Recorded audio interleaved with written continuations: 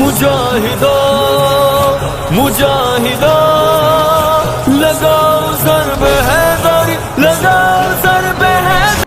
अल्लामा साहब एक शिया ज़ाकिर है, वो कहता है कि इमाम या खलीफा का तकर्रुर अल्लाह ताला की तरफ से होता है और इमाम मासूम होते हैं। और अगर तुम ये कहोगे कि दीन मुकम्मल है तो यकीनन खलीफा मनसूस है, और अगर खलीफा मनसूस नहीं है तो माज़अल्लाह अल्लाह ताला ज़ालिम है। इसके बारे में आप क्या फरमाते हैं? बिस्मिल्लाहिर्रहमानिर्रहीम।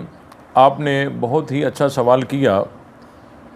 ये यहाँ से इनकी जो है गुमराही की जो वजह है वो ये है कि इन्होंने इमाम को या खलीफा को मासूम और नबी पाक सल्लल्लाहु अलैहि वसल्लम की तरह मुफ्तरद व ताअत समझा है। इसलिए ये फिर सारे फिसलते गए हैं और खलीफा का तकर्रुर मिन जानिबिल्लाह और मनसूस मिन अल्लाह और इस तरह का अकीदा इनको घड़ने की ज़रूरत इसलिए पड़ी है क्योंकि ये इमाम को मासूम समझते हैं। हालांकि ये बुनियाद ही गलत है। नबी पाक सल्लल्लाहु अलैहि वसल्लम पर ख़त्म नबूवत है, नबूवत का दरवाज़ा बंद है तो इस्मत का दरवाज़ा भी बंद है। नबी पाक सल्लल्लाहु अलैहि वसल्लम ख़ातमुन नबीयीन भी हैं तो ख़ातमुल मासूमीन भी हैं। रसूलुल्लाह सल्लल्लाहु अलैहि वसल्लम के बाद कोई मासूम नहीं।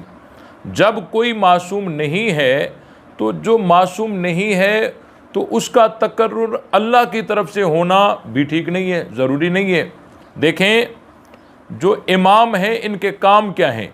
हमारा पहला सवाल ये है कि इमाम का काम क्या होता है? आया वो नबी का लिया हुआ दीन आगे पहुंचाता है या अल्लाह से नया दीन लेकर आगे देता है? तो अगर कोई कहेगा कि अल्लाह से नया दीन लेकर देता है, ये तो सरासर ख़त्म नबूवत का इनकार है। फिर तो दीन मुकम्मल नहीं हुआ, फिर तो ख़त्म नबूवत नहीं हुई, फिर तो और मज़ीद दीन आ रहा है। अगर ये कहेगा कि अल्लाह से नया दीन लेकर आगे दे रहा है, ये तो ख़त्म नबूवत का इनकार है। और अगर ये कहेगा कि नया दीन नहीं आएगा, नबी पाक सल्लल्लाहु अलैहि वसल्लम का लिया हुआ दीन वो आगे पहुँचाने का काम इनके ज़िम्मे होता है, फिर तो आगे पहुँचाने के लिए तो मासूम होना ज़रूरी नहीं है। अगर आगे पहुँचाने के लिए भी मासूम होना ज़रूरी हो फिर तो बहुत सारे ज़ाकिरीन को, शिया उलमा को मासूम होना चाहिए, जिसका कोई भी कायल नहीं है। तो सबसे इनकी बुनियादी गलती, बड़ी गलती वो ये है कि ये इमाम को मासूम समझते हैं। और इनके पास जो दलील होती है ना वो ये होती है, ये कहते हैं कि इमाम नायब नबी होता है और नबी का जो नायब है, जिस तरह नबी मासूम है तो नायब का भी मासूम होना ज़रूरी है, वगरना वो सही माना में नियाबत नहीं कर सकेगा। और जो सिफ़ात असल की होती हैं नायब में भी वही सिफ़ात होना ज़रूरी है, वगरना वो हक़ के नियाबत अदा नहीं कर सकेगा। ये इनकी बहुत बड़ी दलील होती है इमाम के मासूम होने की। लेकिन ये गलत है, इसको समझिए। जो इमाम होता है, इमाम या खलीफा, वो हर काम में नबी का नायब नहीं होता। नबी के दो काम होते हैं, एक काम अल्लाह से दीन को लेना और दूसरा काम आगे उम्मत तक वो दीन पहुंचाना। अब जो नबी का नायब है, वो खलीफा कहें या उसको इमाम कहें, तो वो दोनों कामों में नबी का नायब नहीं होता। अल्लाह से जो दीन लेना था वो नबी पाक सल्लल्लाहु अलैहि वसल्लम ले चुके। अब मज़ीद अल्लाह से दीन लेने की ज़रूरत नहीं है। अब आगे दीन की इशाअत और हिफाजत की ज़रूरत है। तो इमाम दोनों कामों में नबी का नायब नहीं होता और दूसरे काम में नबी का नायब होता है कि बस दीन को आगे पहुंचाना है। और नबी का मासूम होना ज़रूरी है। क्यों? क्योंकि नबी जहाँ से दीन लेता है, जिस माखज़ से दीन लेता है, वो माखज़ हमारी नज़रों से गायब है।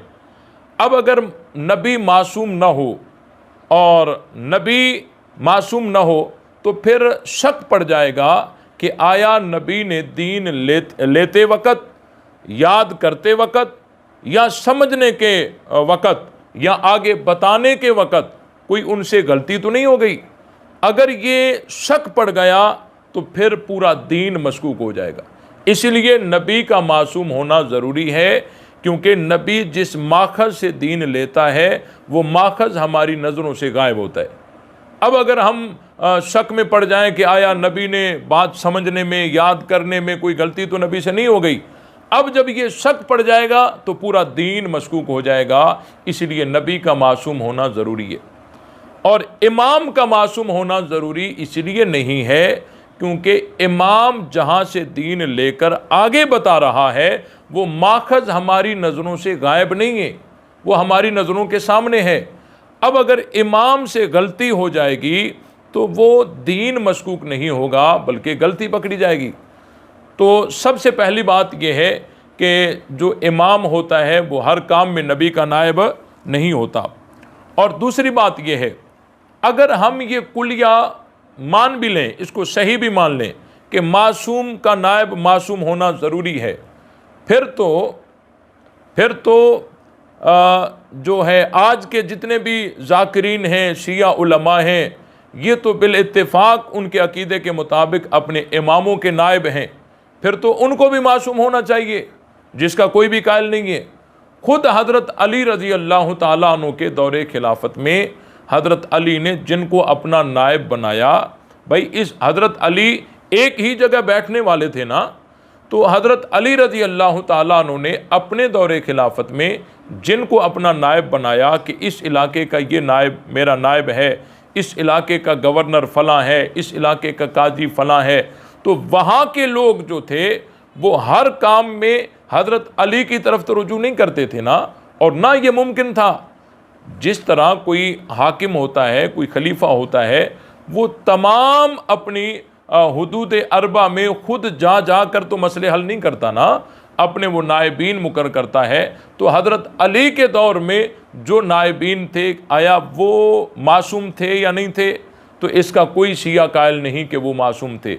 जब वो गैर मासूम थे तो खुद हज़रत अली की ज़िंदगी में आप इससे बच नहीं सकते।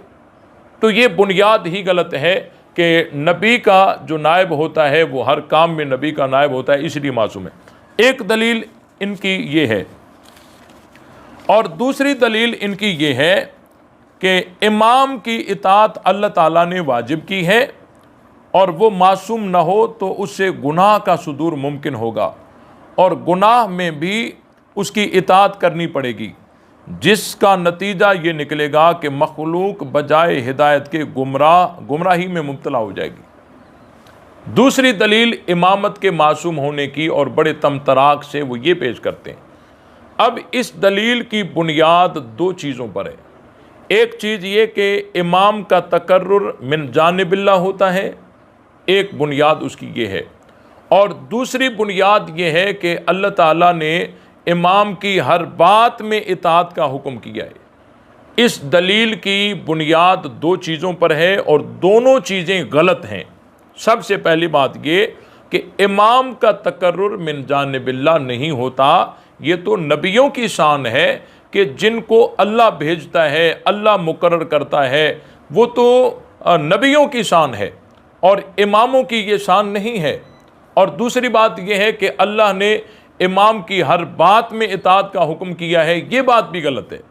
ये बात भी बिल्कुल गलत है कि इमाम का अल्लाह ताला ने हर बात में इताअत का हुक्म नहीं किया। इमाम की इताअत मशरूत है। या अय्युहल्लज़ीना आमनू अतीउल्लाह व अतीउर रसूल व उलिल अम्र मिनकुम फ़इन तनाज़अतुम फ़ी शैइन फ़रुद्दूहु इलल्लाहि वर रसूल।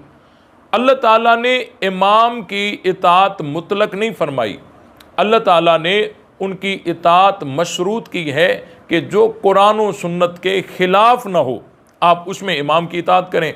अगर वो इमाम कुरान और सुन्नत के ख़िलाफ़ कोई बात कहे तो उसमें इताअत का कोई हुक्म नहीं है। ये तो नबियों की शान है कि बग़ैर चूँ चरा के आप उनकी इताअत करें और उनमें गलती का कोई साइबा ही नहीं है। मा आताकुमुर रसूल फ़ख़ुज़ूहु व मा नहाकुम अन्हु फ़ंतहू और कुल इन कुंतुम तुहिब्बूनल्लाह फ़त्तबिऊनी युहिब्बुकुमुल्लाह और लक़द कान लकुम फ़ी रसूलिल्लाहि उस्वतुन हसना मैं युतिइर रसूल फ़क़द अता अल्लाह। ये तो नबियों की शान है, ये तो इमामों की शान नहीं है। और अगर शिया गैर मासूम की इताअत को किसी दर्जा में भी जायज़ न रखें तो फिर तो ज़रूरी है तो जो नमाज पढ़ाने वाले पेश इमाम हैं उनका भी मासूम होना ज़रूरी है। हो सकता है कि वो गैर मासूम होने की वजह से कोई गलती से बग़ैर तहारत के नमाज पढ़ाएं। ये तो दीन में सबसे बड़ी इबादत नमाज है ना, फिर तो सारे पेश इमाम हैं उनको मासूम होना ज़रूरी है। फिर तो तमाम मुजतहिदीन और शिया उलमा ज़ाकिरीन उनको मासूम होना ज़रूरी है। तो देखें, इसका कोई भी कायल नहीं है। अगर गैर मासूम की इत्तिबा गुमराही है और अल्लाह ताला ने इनके अकीदा इमामत को ऐसा पामाल किया है कि बहुत कम किसी बातिल अकीदे को अल्लाह ने ऐसा ज़ेर ज़बर किया हो। आज सदियाँ गुजर गई, 11 इमाम गुजर गए और शिया अकीदे के मुताबिक के 12वां इमाम गार में ज़िंदा मौजूद है।